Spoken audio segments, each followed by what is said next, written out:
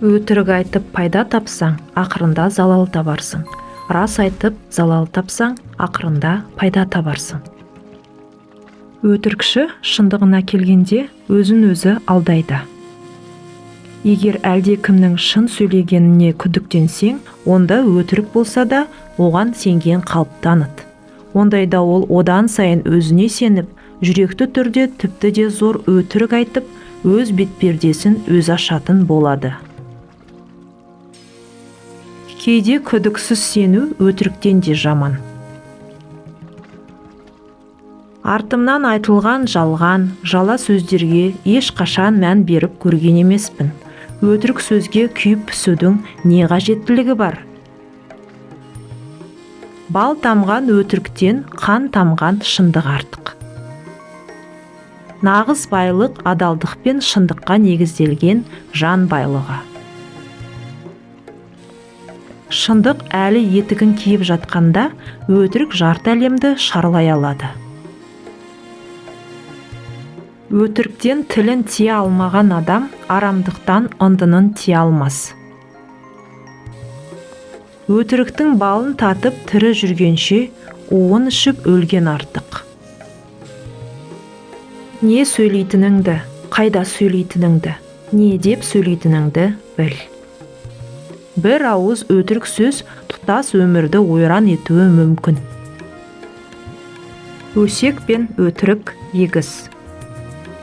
Айдын сулар аймақ көл тасыса дөңбек келтірер. Көп өтірік жаман сөз басыңа бәле келтірер. Өтірік пен шынның арасы төртақ елі. Ақиқатқа сын жағады, себебі жеңісіне сеп болады. Жалған сыннан қорқады, өйткені жеңілуіне сеп болады. Кінәсіз адамның сенімі өтіріктің ең пайдалы құралы. Ең бастысы өзіңізге өзіңіз өтірік айтпаңыз. Көп өтірік айтатын адамдар шыншыл болып көрінуге тырысып бағады. Егер мен өтірік айтсам, мен өзімді өтірік айтқан адамыма қарағанда көбірек қорлаймын. Өтірік айтуға үйір болу нашақорлық секілді. Адамның түбіне сол өзінің өтірігі жетеді.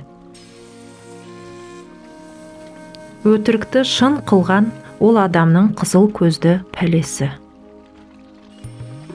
Адам баласы шындықтан өлерде қорқып, өтірігінің ашылып қалуын сақтанып жүрсе, одан артық бақытсыздық жоқ. Шындық дәмі ащы, бірақ денсаулыққа пайдалы сусынды еске салады.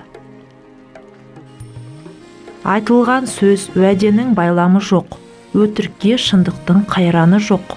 Шындық айттым осылай шырқыраған, құл Қожа-Ахмет сөзінің жалғаны жоқ. Көзбен көрген шын, құлақпен естіген өтірік. Жалған сөз ауру шаншудай, әділ сөз шипа жанға жай. Адам өз атынан сөйлегенде өзіне неғұрлым азырақ ұқсайды.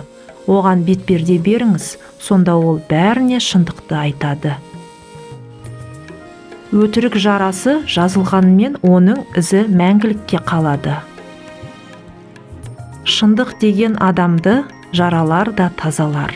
Өтірікке әйтеуір ертелі кеш жаза бар. Абайлап сөйле аузыңа, дұшпанның бірі тіл деген. Өзіңе жеңіл болғанмен, өзгеге ауыр зіл деген. Адамның ақылы сөзінде, нұры көзінде тұрады. Сөйлеу үшін ойлау керек, жұту үшін шайнау керек. Түтіп жеп тұс-тұсыңнан талауға әзір, арамда алаяқта араңда жүр. Алланың өзі қолдап қорғамаса, адамды аямайды адам қазір. Өгізді өрге салма, қанатың талар. Наданға көзіңді салма, сағың сынар. Досыңа өтірік айтпа, сенімің кетер. Дұшпанға сырыңды айтпа, түбіңе жетер. Мына заман қай заман, қаскүнемге жай заман. араздық пен өсекке өлшеу жоқ бай заман. Қасқыр азайып, шибөрі мен түлкі қаптаған заман-ай. Адалдық қулық пен жемқорлықтың қараңғылығындағы жарық шырақ. Шын екен деп иланба жалғаншының сөзіне, сырттан ғайбат қылғанша айт көзімен өзіне. Құдайдан қорыққан мұсылман қарауыл қояр сөзіне. Пайғамбарымыздың саллаллаху алейхи уассалам қызы Үмму Күлсім радиаллаху анху жеткізген хадисте: мен пайғамбарымыздан саллаллаху алейхи уассалам өтірік айтуды 3 жерден артық рұқсат бергенін естімедім деген. Яғни бір адам екі жақты жарастыру мақсатымен айтса, бір адам соғыс кезінде айла үшін айтса, күйеуі әйелімен сөйлескен кезде және әйелі күйеуімен тілдескен кезде ерлі зайыптылар арасындағы көркем қатынасты сақтау үшін өтірік айтса болады. Ал одан басқа ниет көзделсе, онда өтіріктің қай түрі болмасын дұрыс емес деген екен. Құрметті көрермен, ана тілді арнамыздың дамуын қолдай отырыңыздар. Назар салып тыңдағандарыңыз үшін көп рахмет.